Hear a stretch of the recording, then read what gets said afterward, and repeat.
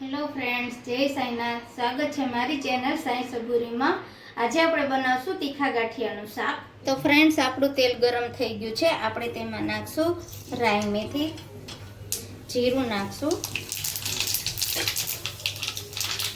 લીમડાના પાન, આદુ મરચાં લસણની પેસ્ટ અને આપણે ખડા મસાલા નાખશું અને થોડુંક સાતળશું. પછી એમાં ઝીણી ડુંગળી સમારેલી છે તે નાખશું.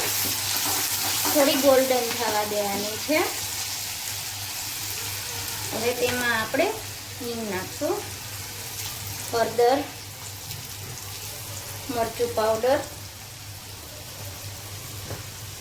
અને સ્વાદ અનુસાર નિમક નાખશું.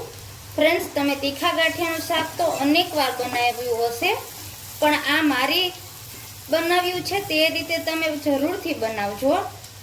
હવે આપણે તેમાં ગ્રેવી નાખી દઈશું. આપણે આ ગ્રેવી પાકવા દેવાની છે.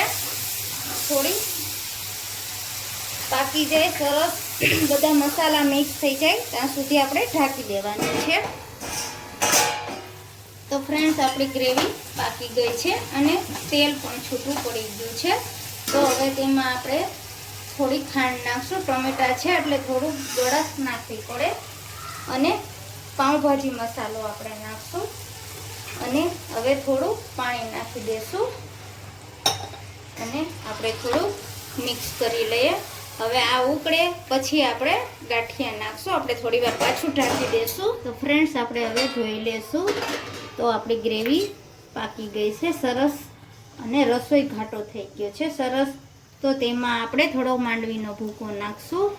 તો તમે કાજુ ગાંઠિયા જેવું શાક થાય, તમે કાજુ ગાંઠિયાને ભૂલી જશો તેવું સરસ શાક થશે. અને એકવાર તમે જરૂરથી બનાવજો.